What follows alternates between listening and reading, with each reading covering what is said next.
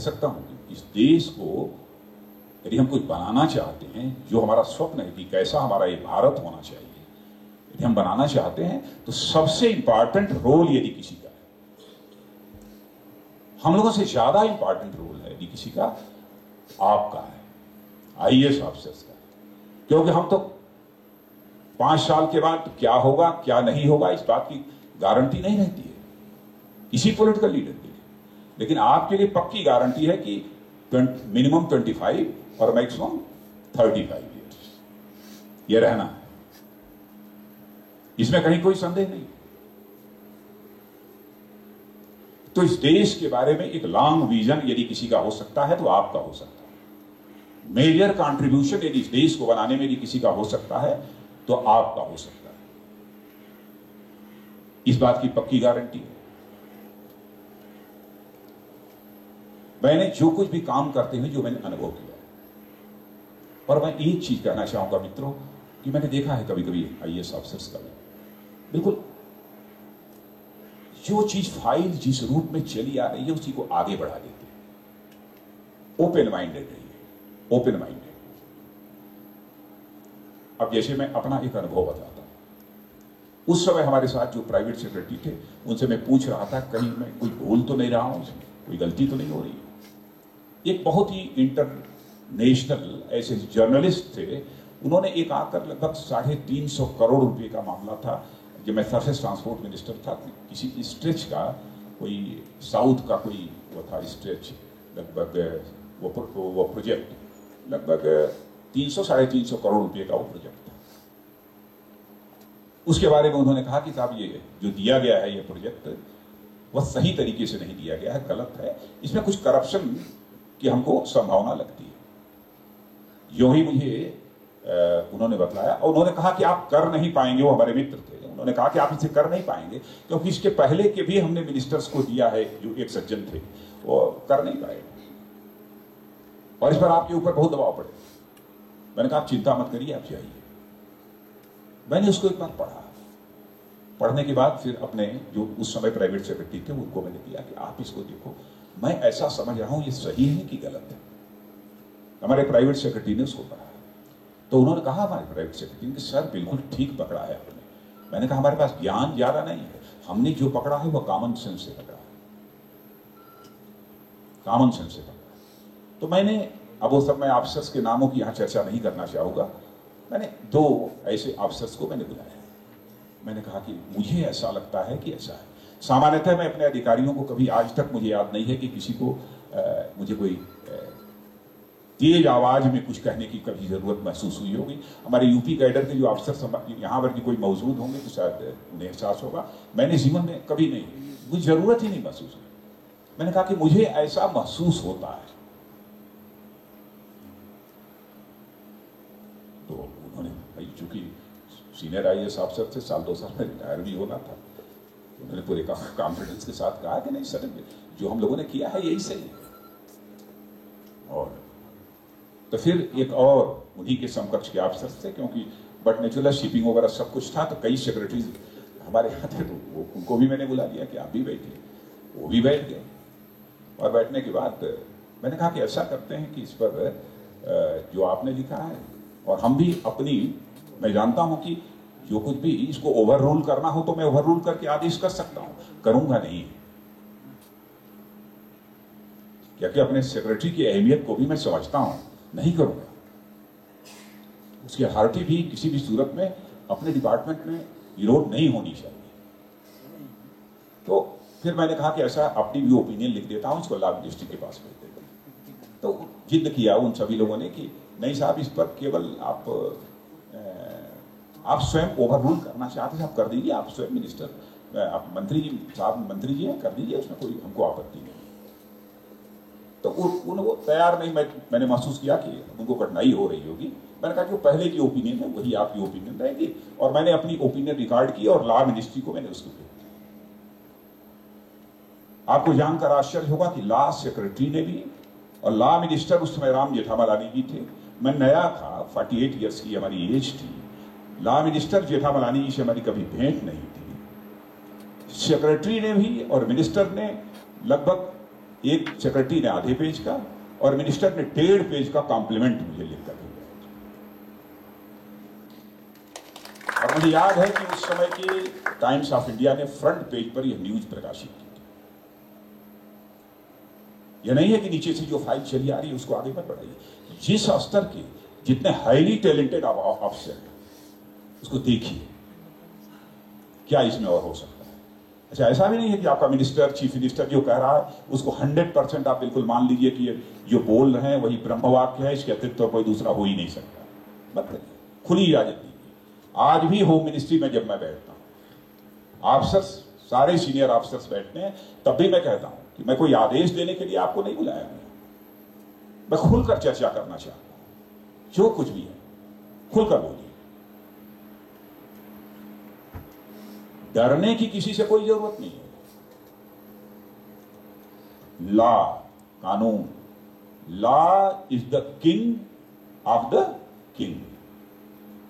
कानून ही है राजा का राजा, और कोई राजा नहीं है। राजा है तो केवल लॉ है, कानून है। हाँ ठीक है, कोई कर सकता है तो ज्यादा से ज्यादा थोड़े समय के लिए आपको नुकसान कर सकता है, थोड़े समय के लिए आपको तकलीफ पहुंचा सकता है, लेकिन लंबे समय के लिए तकलीफ नहीं पहुंचा सकता। मैं उसी स्पिरिचुअलिज्म की बात मैं फिर से यहां पर कहना चाहूंगा। इस दुनिया में दाता कोई नहीं है, दाता है तो केवल विधाता है। इसलिए चाहे कितनी भी बड़ी बड़ी हस्ती क्यों न हो, उसके सामने कभी झुकना नहीं चाहिए। और मैं मानकर चलता हूं, कोई नहीं दे सकता। जो बात आपको लगती है कि जस्टिफाइड है, वह रखनी चाहिए। मुझे याद नहीं है कि मैंने पहले किसी आज जो भी हमारा अब तक का अनुभव रहा है, मैंने उत्तर प्रदेश में एजुकेशन मिनिस्टर, चीफ मिनिस्टर से लेकर 2 बार एग्रीकल्चर और सरफेस ट्रांसपोर्ट मिनिस्ट्री की जिम्मेदारी संभालते हुए, कि मैंने किसी को कहा हो इस गलत काम के लिए कि नहीं, इसको चाहे जैसे भी हो करके ही लाइए। और विशेष रूप से ऐसा काम, और इनमें से कोई बैठे होंगे यदि उनके हमारे सीनियर्स भी यदि होंगे यदि हमारे समय के, तो मैं समझता हूं उन लोगों की बातचीत तो होती ही हो, उनको जानकारी इस बात की हो। मुझे याद है, मैं उस अधिकारी का नाम भी लेना चाहूंगा। उत्तर प्रदेश में वो एक्साइज सेक्रेटरी थे, गवर्नमेंट ऑफ इंडिया में आकर फिर वो सेक्रेटरी बने। थोड़ी देर में नाम याद आ जाएगा मुझे, ध्यान नहीं है? नहीं, प्रवीण कुमार जी। अरे सेक्रेटरी एक्साइज वाले जो एक्साइज पॉलिसी मैंने बदली थी, ध्यान नहीं आ रहा है मुझे इसलिए। तो उस समय ताकि जी आपको याद है?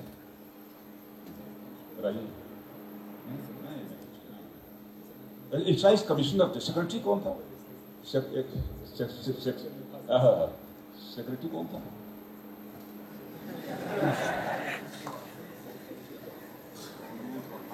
मैं बोल रहा हूं, नाम भूलना नहीं चाहिए ऐसे अधिकारी। तो उसमें सारा पॉलिटिकल प्रेशर अपने ऊपर था, दबाव था। और कुछ ऐसे अधिकारी थे, लेकिन प्रवीण कुमार के बारे में नहीं कहूँगा, कुछ दूसरे विभागों के भी अधिकारी थे। तो लोगों का कहना था कि साहब ठीक है, जो चल रहा है उसे चलने दीजिए। यार मैंने कहा कैसे भाई चलेगा। और सारे जितने लीकर माफिया थे, जितने सोर्सेज हो सकते हैं इधर उधर से, सबके माध्यम से उन्होंने कितना मैक्सिमम वो अपनी तरफ से कंट्रीब्यूट कर सकते हैं, इसके लिए उन्होंने कहां तक गए ये बताने की जरूरत नहीं है, क्योंकि हैरत में रहेंगे। यह हालत हो गई। मैं बड़े असमंजस की स्थिति में था। कुछ लोगों का यह कहना था कि हमारे 2 अफसर, एक सेक्रेटरी और शायद ये प्रवीण कुमार भी थे, उनको यहाँ पर मैंने ऐसे 2-3 अधिकारियों को छोड़कर सब लोग ये तर्क दे रहे थे कि नहीं साहब, इस पॉलिसी से रेवेन्यू लॉस गवर्नमेंट का बहुत जबरदस्त है। लेकिन मैंने उनसे, उस अधिकारी के ऊपर मैं यकीन करता था। मैंने कहा जो आप कहोगे मैं वही करूंगा। हो सकता है भाई हमारा कोई अनुभव नहीं है, रेवेन्यू लॉस इससे ज्यादा हो जिसको फिर कंपनसेट करना कोई प्रॉब्लम नहीं है। उन्होंने कहा कि सर इस बात की मैं पक्की गारंटी आपको देता हूं, पक्की गारंटी देता हूं 1 साल का थोड़ा रेवेन्यू लॉस होगा एक्साइज पॉलिसी में चेंज लाने से, लेकिन उसके बाद रेवेन्यू हमारा बढ़ने वाला है। और जिस एक्साइज पॉलिसी को उस समय मैंने बनाया था मित्रों, आज मैं कह सकता हूं कि हिंदुस्तान के अधिकांश राज्यों ने उस एक्साइज पॉलिसी को स्वीकार किया। सबसे पहले वही ऐसे भी अधिकारी। और यदि हमने केवल लीकर माफिया के दबाव में आकर 1-2 और लोगों के कहने पर अपने, अब नहीं कहूंगा आगे नहीं गड़बड़ हो जाएगा, उनके दबाव में यदि सब सारी चीजें हो गई होती तो क्या होता है? आवश्यक पैसा बर्बाद हो रहा, सारे जितने भी माफिया थे सब एकदम टूट गए। इसीलिए फर्म एक्शन इन सब सारी चीजों में लेना चाहिए। अब मुझे अब ध्यान है एग्रीकल्चर मिनिस्टर के रूप में मिस्टर जैन हुआ करते थे हमारे सेक्रेटरी, जब मैं एग्रीकल्चर मिनिस्टर था। फिर उस बाद में मिसेज राधा आकर बनी थी सेक्रेटरी, मिसेज राधा सिंह उसके बाद आकर बनी थी। एग्रीकल्चर मिनिस्ट्री के बहुत सारे अफसर्स आए। मैंने कहा कि फार्मर्स के बारे में ऐसी चर्चा हो रही थी। मैंने उनसे कहा कि ये जो यदि कोई दुकान है, मोटर है, गाड़ी है, हर चीज का इंश्योरेंस होता है, तो क्या किसानों की लैंड का इंश्योरेंस नहीं हो सकता है? तो सबने एक स्वर में स्पॉन्टेनियस रिएक्शन जो सबका था कि सर ये कैसे संभव है? तो मैंने अपनी तरफ से कहा कि भाई मैं यह नहीं जानता हूं कि यह संभव है कि नहीं है। मैंने यही कहा कि मैं इतना ही, मुझे जो बचपन में मेरे माँ बाप ने जो कहानी सुनाई है, उस कहानी में मेरे माँ बाप ने मुझे यही सुनाया है कि देखो, ईश्वर जब इस धरती पर समस्या पैदा करता है तो समस्या पैदा करने के पहले उसका समाधान भी वही ईश्वर ही देता है, यह कहा है। तो मैंने कहा कि समस्या हमारे सामने यह है, समाधान की तलाश आप लोगों को करनी है, क्योंकि आप सबसे ज्यादा हाईली टैलेंटेड और कोई नहीं हो सकता जिससे मैं ये कर सकूं कि इसका समाधान तलाश। और तुरंत हमारे सेक्रेटरी ने कहा 3 महीने का समय चाहिए। और आपको जानकर बेहद खुशी होगी कि उस समय उन्होंने फार्म इनकम इंश्योरेंस स्कीम एक नई इजाद की थी, जिसे कि प्राइम मिनिस्टर ने उस समय अप्रूव किया था। और उस समय के फाइनेंस मिनिस्टर जसवंत सिंह ने यह कहा था कि इसका प्रयोग करने के लिए केवल हमने 20 जिलों की बात कही थी, उन्होंने कहा था कि मैं 100-150 जिलों के लिए मैं पैसा देने के लिए तैयार हूं। उस समय उन्होंने कहा। तो अपने मिनिस्टर के साथ, चीफ मिनिस्टर के साथ भी मैं समझता हूं कि ये सब, इन सब सारी चीजों की खुली चर्चा करने में भी कोई परहेज नहीं होना चाहिए, खुलकर हमको बात करनी चाहिए।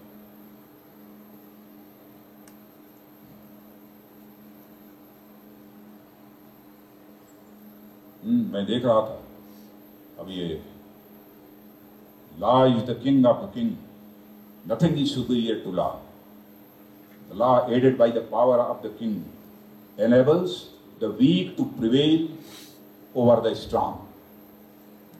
कानून में इतनी ताकत है, इसलिए किसी से घबराने की जरूरत नहीं।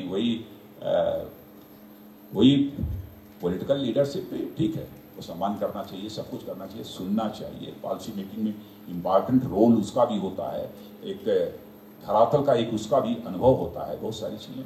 लेकिन लगता है कि अनजस्टिफाइड है तो बराबर हैमर करते रहना चाहिए, बताते रहना चाहिए, बातें अंत में समझ में आती है। और मुझे आपको केवल याद दिलानी है कि हम लोगों ने कही थी लेस गवर्नमेंट और मोर गवर्नेंस की बात, और मुझसे ज्यादा बेहतर आप लोग समझते होंगे कि लेस गवर्नमेंट और मोर गवर्नेंस का मतलब क्या होता है।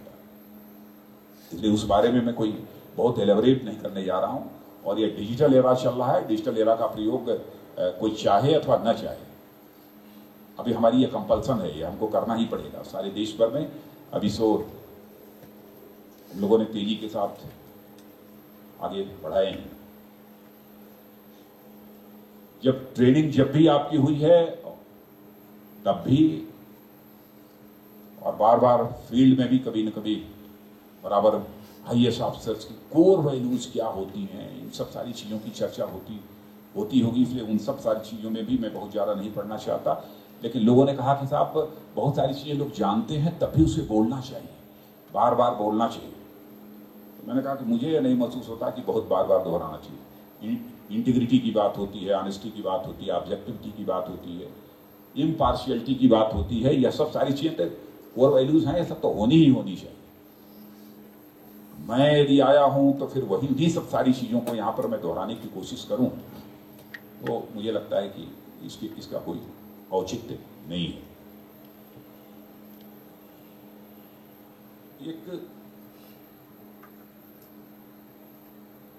तीन बातें मैं कहना चाहूंगा। एक, जीवन में अपने अपनाने की जरूरत है यदि हम IAS ऑफिसर के रूप में सेवा कर रहे हैं। जीरो डस्ट, जीरो रिमाइंडर और जीरो करप्शन। लेकिन मैं बचना चाहता था, करप्शन की चर्चा करने से मैं बचना चाहता था, लेकिन क्योंकि मैं जानता हूं कि ट्रेनिंग तो बराबर दी जाती है, करप्शन को कैसे मिनिमाइज करना है, क्या करना है, ये सब सारे आप लोग अच्छी तरह जानते हैं, उसके बारे में मुझे कुछ ज्यादा नहीं करना। अब जैसे जीरो डस्ट की मैं बात कर रहा हूं, जीरो डस्ट का मतलब यह नहीं कि धूल साफ करना, सफाई करना। जीरो डस्ट की बात यदि मैं कर रहा हूं तो मन से, वाणी से और कर्म से, यानी सब मिला जुलाकर क्लीन इंटेंशन के साथ, साफ नीयत के साथ हम सबको काम करने की जरूरत है। Number 1, zero reminder. जो भी काम करना है वह टाइम बाउंड होना चाहिए। रिमाइंडर की कोई आवश्यकता नहीं पड़नी चाहिए, इसके लिए हमारा प्रयत्न होना चाहिए। लेकिन आपकी भी कंपल्सन्स को मैं जानता हूं, कुछ काम ऐसे होते हैं यदि आप टाइम बाउंड से पूरा करना चाहें, बहुत सारे दूसरी मिनिस्ट्री से, दूसरे डिपार्टमेंट से भी फीडबैक की आवश्यकता होती है, वो नहीं आ पाता, तो उसके कारण कभी कभी टाइम बाउंड नहीं हो सकता। लेकिन कोशिश बराबर हमारी यही होनी चाहिए, जो भी हम करें वो टाइम बाउंड हो और जीरो रिमाइंडर, मैंने रिमाइंडर की कोई जरूरत ही ना पड़े। और जीरो करप्शन के बारे में तो मुझे कहना ही नहीं है, ये तो अंडरस्टूड है, माना ही जाता है।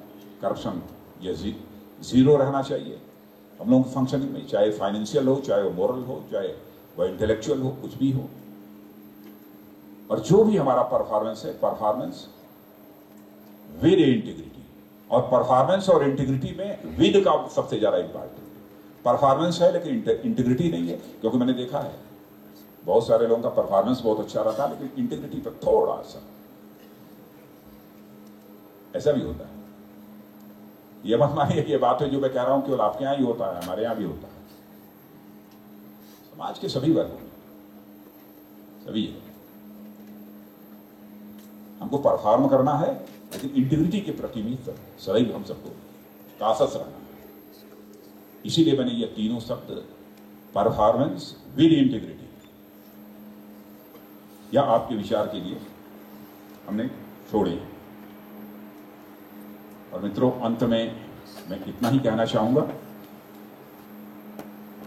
सचमुच आप लोगों से आज मिलकर मुझे बेहद खुशी हुई है। और पुनः मैं आप सबको अपनी हार्दिक शुभकामनाएं देता हूं और ईश्वर से मैं यह प्रार्थना करता हूं, ईश्वर आप सबके अंदर वह क्षमता दे, वह प्रतिभा दे, ताकि भारत को महान भारत बनाने में हमें कामयाबी हासिल हो सके।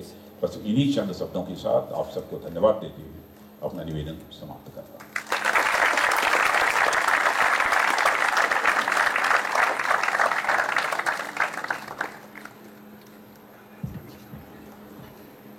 Thank you, sir, for your very strong words of motivation and for setting the context in which the IAS officers are called upon to work towards improving the governance of this country. I'm sure, sir, your address will provide them with the right perspective for their future assignments.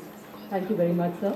May I now request the Director of the Academy to please present the Chief Guest with a memento on behalf of the Academy.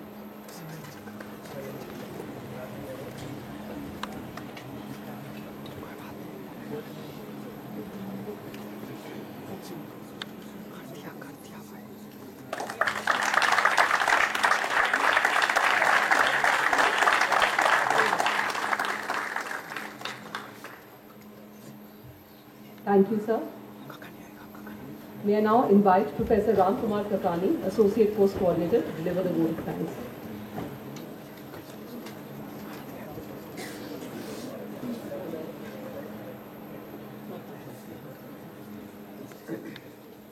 Ladies and gentlemen, as we come to the end of today's function, it is my proud privilege to propose a vote of thanks. I begin by thanking our respected Chief Guest, Sri Rajnath Singh, Honorable Home Minister of India, for gracing this function by his august presence and delivering the inaugural address.